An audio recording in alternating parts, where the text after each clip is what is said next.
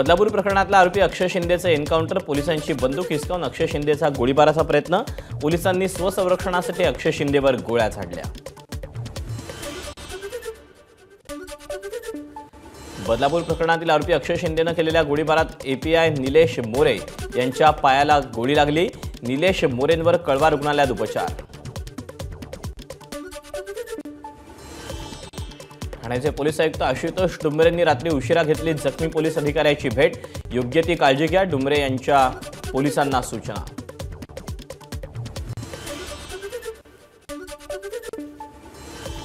अक्षय असं करूच शकत नाही, तो रस्ता क्रॉस करताना घाबरत असे, तो कसा काय गोळीबार करेल, अक्षय शिंदेच्या आईनं उपस्थित केला प्रश्न।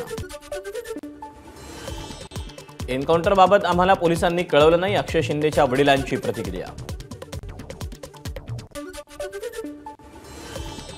अक्षय सुटणार हे माहीत होतं म्हणून अक्षयला मारून टाकलं, अक्षयच्या एन्काउंटरमध्ये शाळा प्रशासनाचा हात, अक्षय शिंदेच्या काकांचा गंभीर आरोप। अक्षय शिंदेचा मृतदेह ताब्यात घेण्यास कुटुंबियांचा नकार, शाळेतले पळून गेलेले लोक कुठे आहेत, पोलिसांनी पैसे घेऊन काम केलं, अक्षयच्या कुटुंबियांचा आरोप।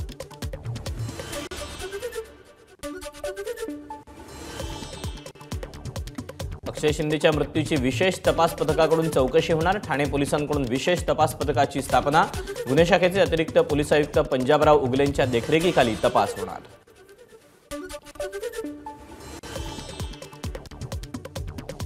आरोपी अक्षय शिंदेवर पहिल्या पत्नीकडून लैंगिक अत्याचाराचा आरोप, प्रकरणाच्या तपासासाठी नेताना अक्षयचा प्रतिकार, मुख्यमंत्री एकनाथ शिंदेंचं स्पष्टीकरण।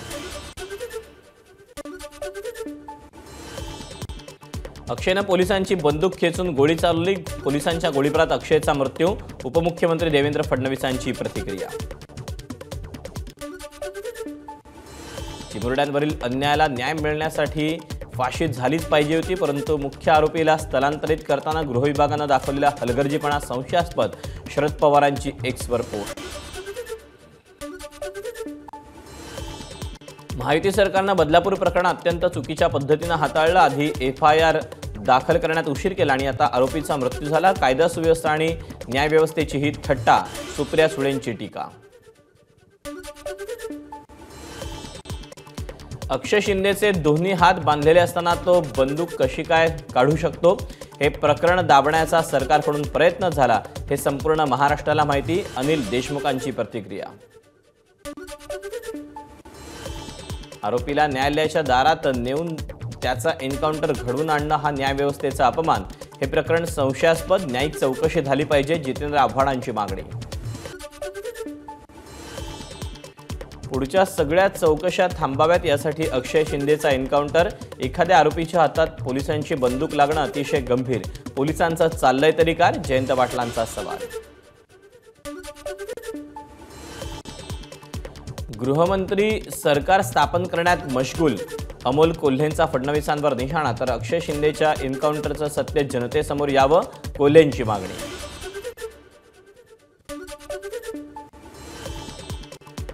फरार आरोपींना वाचवण्यासाठी अक्षय शिंदेचा एन्काउंटर केला का, शिंदेला संपवून प्रकरण दाबण्याचा वरिष्ठ पातळीवरून प्रयत्न केला जातोय का, नाना पटोलेंचा सवाल।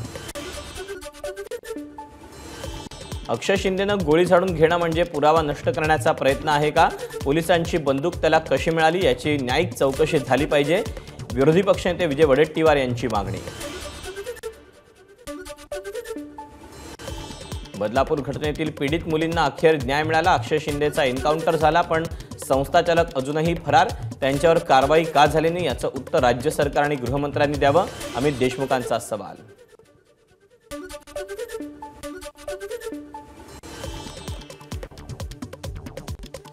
बदलापूरच्या नराधमाला कायद्याच्या चौकटीत राहून फाशी द्यायला हवी होती, पण घडलेला प्रकार हलगर्जीपणाचा आणि संशयास्पद, याची निष्पक्षपातीपणे चौकशी व्हावी, आदित्य ठाकरेंची मागणी।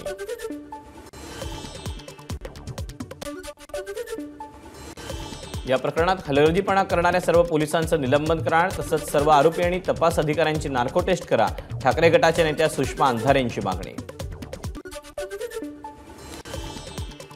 अक्षय शिंदे प्रकरणामुळे सत्तेच्या मागे जाणारे पोलीस पाहायला मिळत आहेत, आरोपी पोलिसांची बंदूक लंपास करतोय, अत्यंत गंभीर, मुख्यमंत्री आणि गृहमंत्र्यांनी राजीनामा द्यावा, महेश तपास यांची मागणी।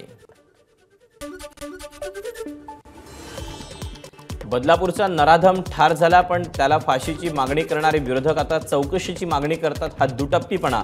बदलापूरच्या नराधमाचा विरोधकांना इतका पुळका का? चित्रा वाघ यांचा सवाल. विरोधकांनी काय बोलावं हा त्यांचा अधिकार. अक्षय शिंदे काही सज्जन माणूस नव्हता. गृहमंत्र्यांनी चौकशीचे आदेश दिलेत. जे काही असेल ते स्पष्ट होईल. मंत्री उदय सामंत यांची माहिती.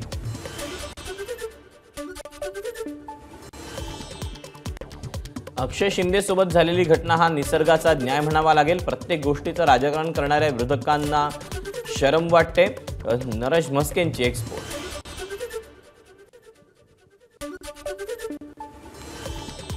मनसेचे नेते अविनाश जाधवांनी ज्युपिटर रुग्णालयात घेतली जखमी पोलीस अधिकाऱ्यांची भेट. पोलिसांच्या कामाचं जाधव यांच्याकडून कौतुक. एन्काउंटरमध्ये पोलिसाचा जीव गेला असता तर काय? जाधव यांचा विरोधकांना सवाल. बदलापूर प्रकरणात राजकारण करू पाहणाऱ्या विरोधकांनी अकलेचे तारे तोडायला सुरुवात केली. एन्काउंटर प्रकरणी पोलिसांना दोष देणारे अक्कलशून्य म्हणावे लागतील. अमोल मिटकरींचं ट्विट. बदलापूर प्रकरणातील आरोपी अक्षय शिंदेच्या एन्काउंटरनंतर बदलापुरात आनंदोत्सव. नागरिकांनी फटाके फोडून आनंद व्यक्त केला.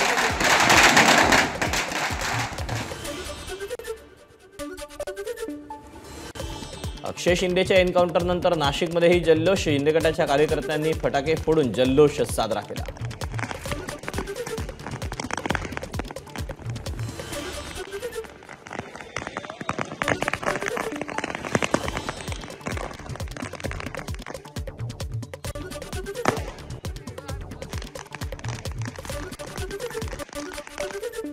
यानंतर इतर काही बातम्या.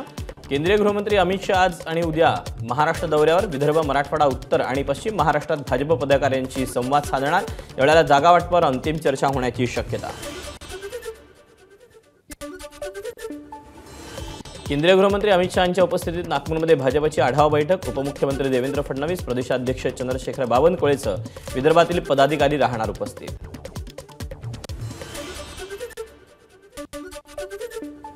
मुंबई विद्यापीठातील सिनेट निवडणूक आज पार पडणार. ठाकरेंची युवासेना विरुद्ध अखिल भारतीय विद्यार्थी परिषद असा थेट सामना.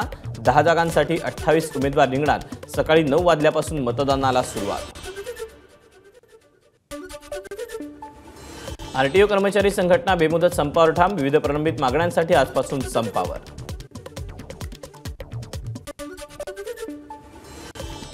लाडकी बहीण योजनेचा तिसरा हप्ता 29 तारखेला मिळणार. मंत्री आदिती तटकरे यांची माहिती.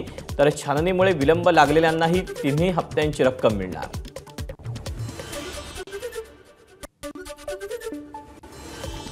राज्यातील 14 ITIचं नामांतर. ठाणे ITIला धर्मवीर आनंद दिघेंचं नाव.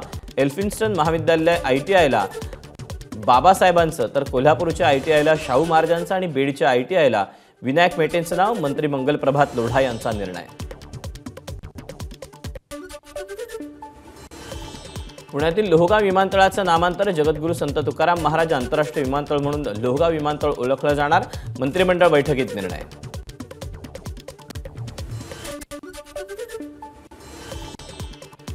राज्याच्या नव्या सांस्कृतिक धोरणाला मंत्रिमंडळ बैठकीत मान्यता. धोरणाचा दर 5 वर्षांनी आढावा घेण्यात येणार.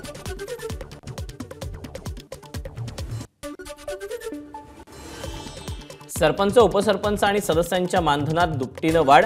मंत्रिमंडळ बैठकीत मोठा निर्णय. ग्रामसेवकांना आता ग्रामपंचायत अधिकारी असं संबोधणार.